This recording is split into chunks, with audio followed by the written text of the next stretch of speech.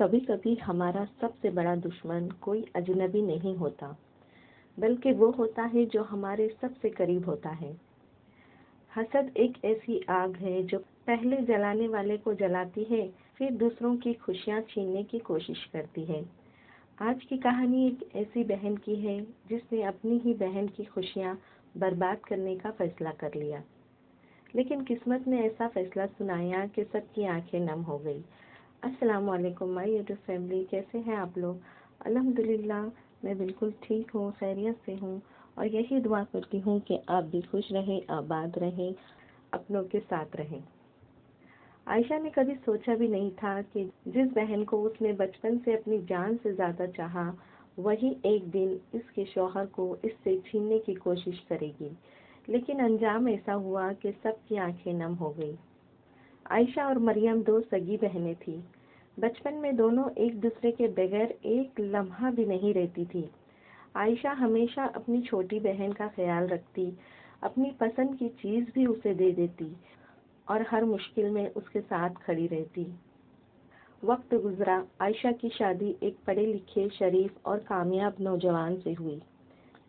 फहद ना सिर्फ अपनी बीवी से बेहद मोहब्बत करता था, बल्कि अपने ससुराल वालों की भी इज्जत करता था।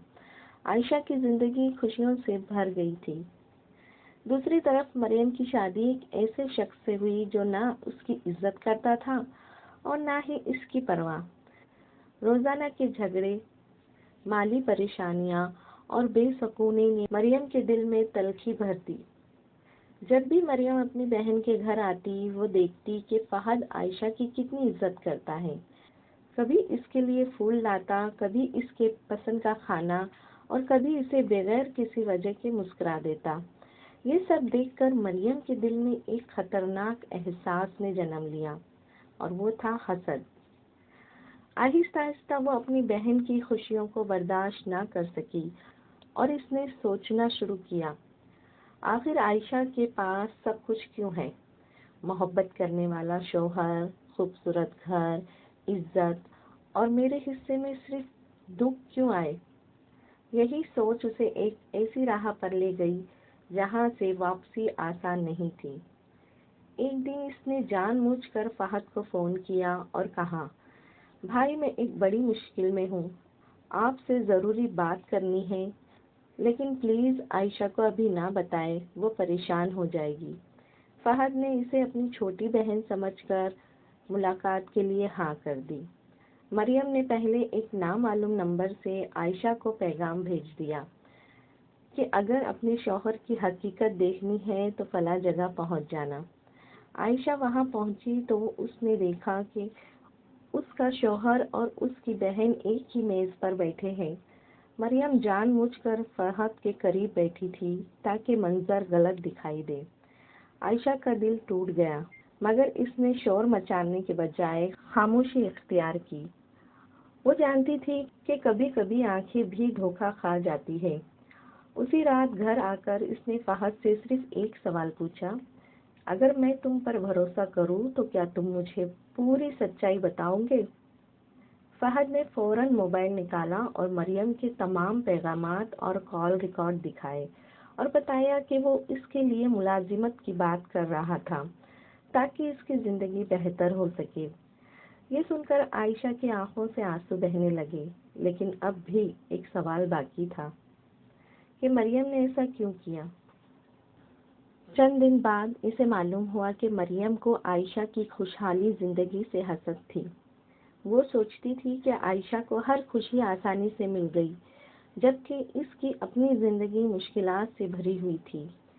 उसी हसद ने उसे ऐसा कदम उठाने पर मजबूर किया जिसने पूरे खानदान को तोड़ने के करीब पहुंचा दिया। आयशा का शौहर मरियम से सिर्फ इसलिए मिला था क्योंकि वो उसके लिए एक अच्छी मुलाजिमत का इंतजाम कर रहा था। मरियम ने जानबूझकर ऐसे हालात पैदा किए थे कि आयशा गलत समझ बैठे। जब हकीकत सामने आई तो मरियम अपने ही जाल में फंस गई।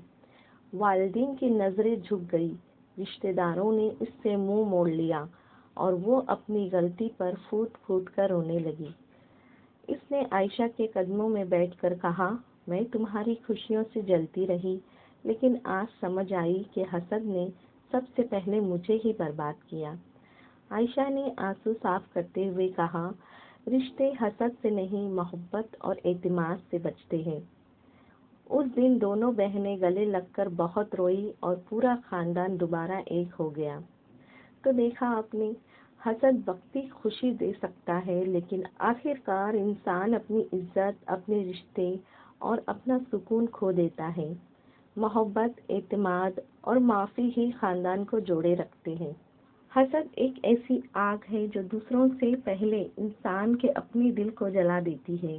یہ صرف ایک کہانی نہیں بلکہ ایک ایسا سبق ہے جو ہر انسان کو سننا چاہیے جس کے دل میں دوسروں کے لیے حسد ہو۔